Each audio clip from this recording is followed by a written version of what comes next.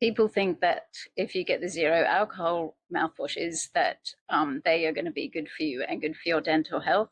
But it really is, in my mind, just a bit of a marketing trick. And I'm going to explain to you exactly why that is. And I'm also going to give you some easy, practical, healthy tips for improving your dental health, and also just by so doing that, improving your gut health and your overall health. My name is Carmela, and I'm a nutritional therapist specializing in gut health. I'm going to put aside the whole alcohol-based mouthwashes because people just generally don't use those anymore, which is a good thing. But just the normal mouthwashes that you can get now still have a lot of antimicrobials in them. And I'm going to read you some of the ingredients that's in most mouthwashes, but I got to look at my notes for that. So they have thymol, menthol, benzoic acid, sodium lauryl sulfate, and a lot of other things also that aren't that great for your oral microbiome or your gut flora. And even though a lot of these ingredients are natural antimicrobials, things like thymol, as well as the artificial ingredients, they can still have a negative impact on good bacteria. The idea of the mouthwash is that it's killing off bad bacteria, which might be giving you bad breath and lead to conditions like gingivitis, like gum disease. But in actual fact, it's a little bit like taking an antibiotic every day, which no one would contemplate doing, because every time you're doing that, you're killing off not just the bad bacteria, but the good bacteria also. And that's what's happening with these mouthwashes, even with those natural ingredients. Just like your gut, your mouth has its own little ecosystem, its own microbiome. And if you can very easily upset the balance of that, and you can get what I would call oral dysbiosis, which is just like gut dysbiosis, which just means an imbalance of the microbes in those areas of the body. So there has been some emerging research that shows that these mouthwashes can actually lead to higher blood pressure. It can increase your risk of being pre-diabetic, increase your risk of being diabetic also. And I'm going to explain to you a little bit more about that research very briefly. So one of the main problems with the mouthwashes is that, as well as killing the bad bacteria, they're killing some of the good bacteria. And some of those good bacteria help to produce nitric oxide in the body, which is what you need to regulate your blood pressure and keep that healthy. So that's quite important, and that also has an impact on gut health, because you also need nitric oxide for a healthy gut lining. Also, what happens if you kill off some of the good bacteria is that you provide a kind of space for opportunistic bacteria to grow, or other types of microbes that may not be good for your mouth or for your gut also. So then you can get an overgrowth of bacteria, which can create that inflammatory condition like gingivitis. One of the other problems with the mouthwashes is, and this is all to do with what happens with resulting imbalance of bacteria, is that you end up increasing acidity in the mouth.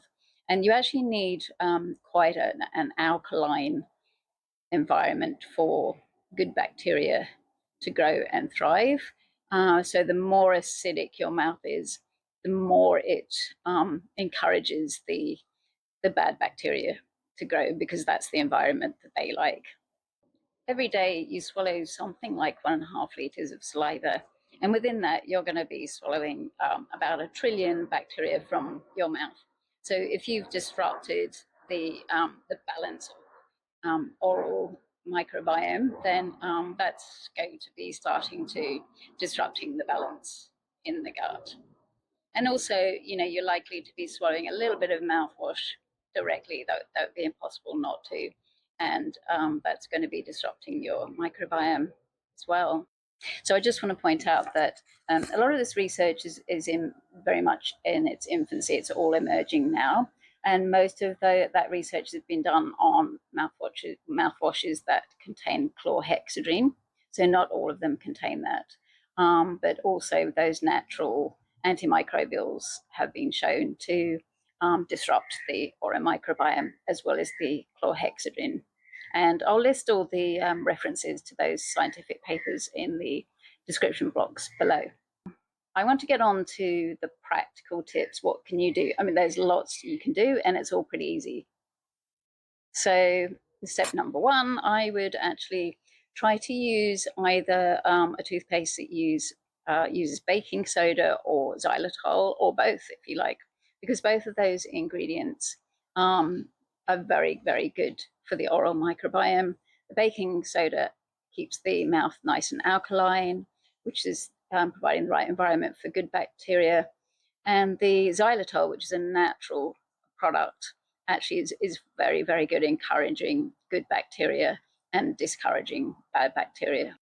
You can also use a xylitol-based natural chewing gums, and that's probably quite a good idea just to have something like that straight after a meal. Don't chew it for too long, but just to get your teeth nice and clean and add that xylitol to your environment in the mouth is great.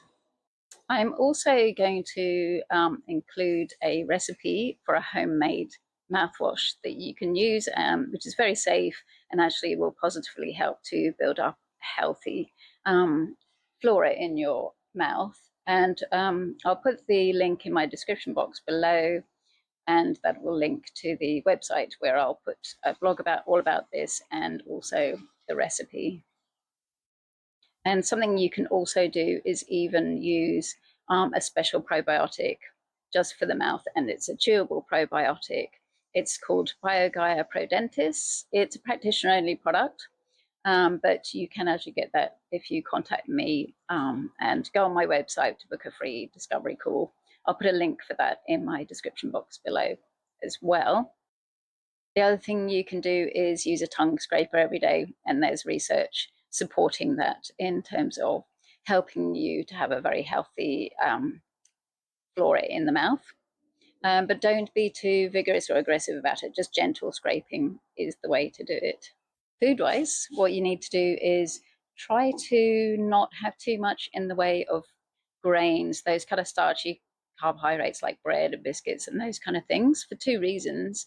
One is they just tend to stick to your teeth, and then that can encourage the bad bacteria to grow because they'll be feeding off of that.